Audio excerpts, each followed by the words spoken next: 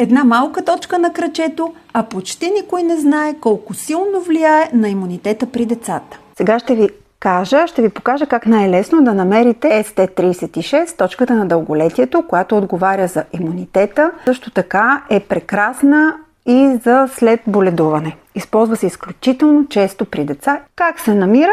Както е коляното, от долната страна на коляното отмервате 3 пръста, отмества палеца на сантиметър и половина от външната страна на коляното. Има една вдовнатина, няма как да го объркате. И просто с кръгови движения, горе-долу 1 или 2 кръга в секунда, масажирате с умерен натиск. Нито много леко, нито много силно. При дечица не се прави силен натиск. Може да го правите едновременно и от двете страни. По посока на часовниковата стрелка се прави.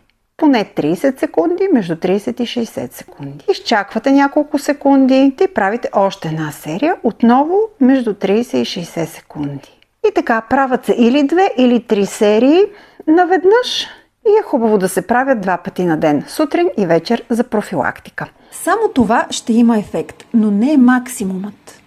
Аз лично винаги го комбинирам с нещо още по-силно. Използвам натурален серум, който нанасям на стъпалата вечер. Така ефектът става в пъти по-силен. Оставих ти линк под видеото.